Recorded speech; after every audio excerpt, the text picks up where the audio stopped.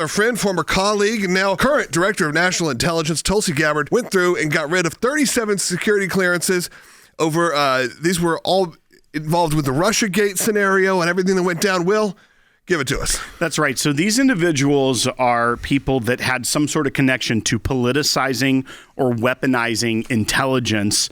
And what we see is that we know early on in the Trump presidency, even before Tulsi Gabbard was Director of National Intelligence, they got rid of the top names that you know of, the Clappers, the Brennans, the John Boltons. They had their security clearance revoked.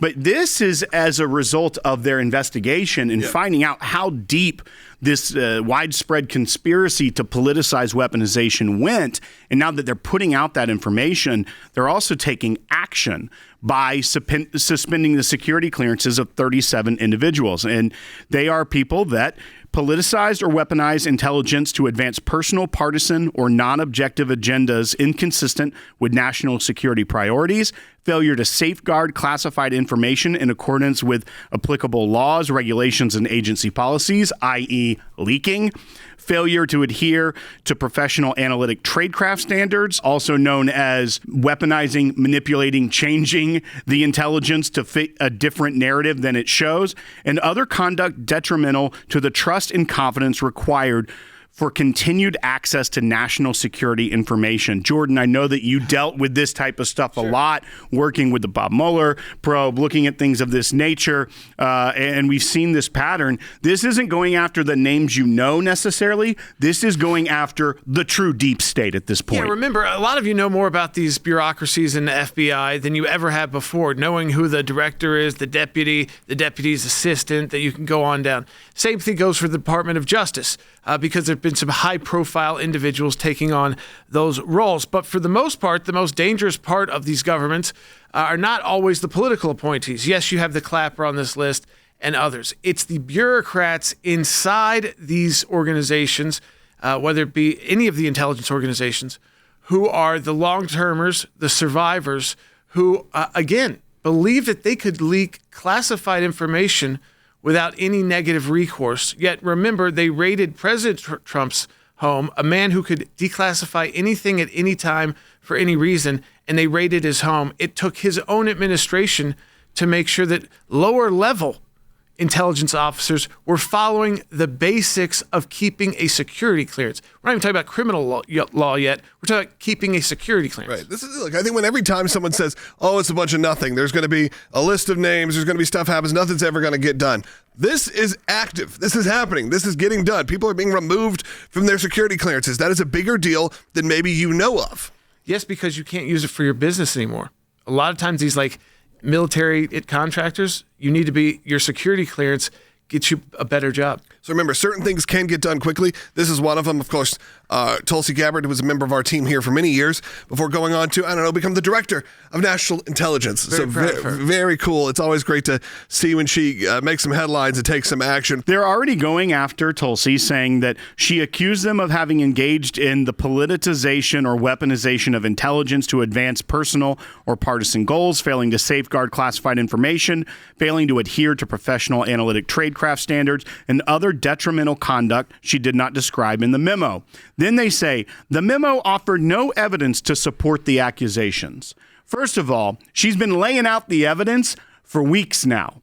Second of all, this legacy media is the same legacy media that told us if there were layoffs at the CIA and intelligence world at the DNI because of Doge, that's a national security risk because those people that have security clearance might go to our enemies with the information. You gotta be careful who you're firing because those people are going to go straight to Russia. So maybe if the legacy media told us that there are people that are bad actors within the intelligence community that are so easily able to betray their country, commit treason, that maybe you don't need a ton of evidence for a memo saying we're revoking your security clearance. And actually, that's the prerogative of the president, who is the one who classifies everything. The classification comes down from the president of the United States. People get their security clearance revoked for a lot less than what we're reading here. I mean, not just intentional, but just negligence alone. Yeah, or just time. And then there's many people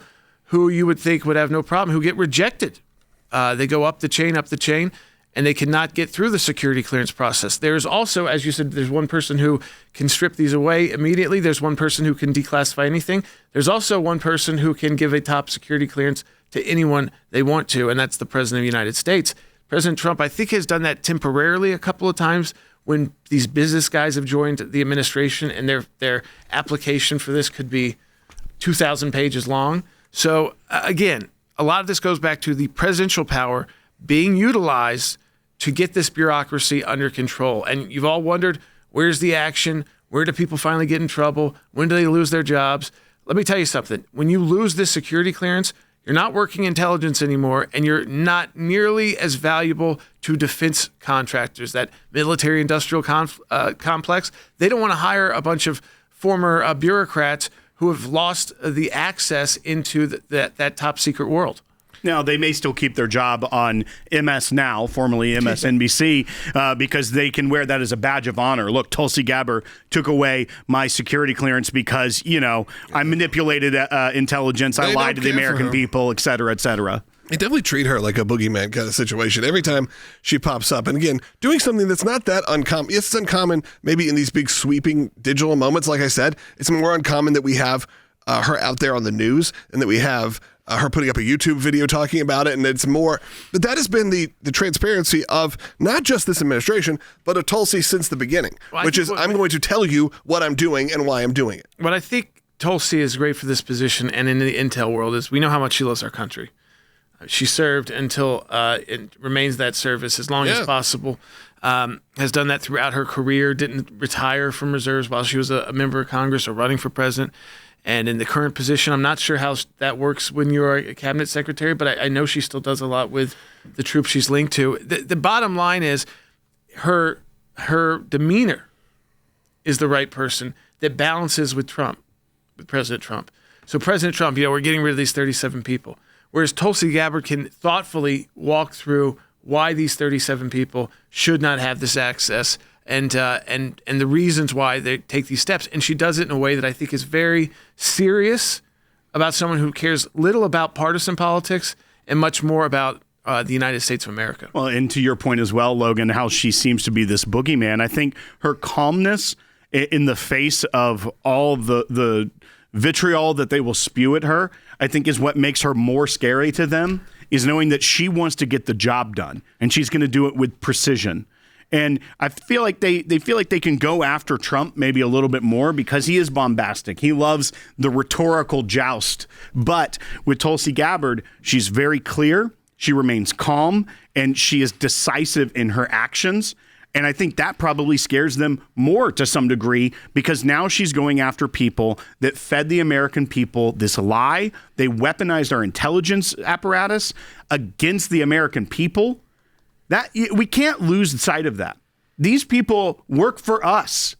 These are members of the government. The bureaucracy somehow thinks that they're above the American people and that they are above the president even. They're not. They work for us and there have to be consequences. And now they're doing it. And this is a great day for the United States.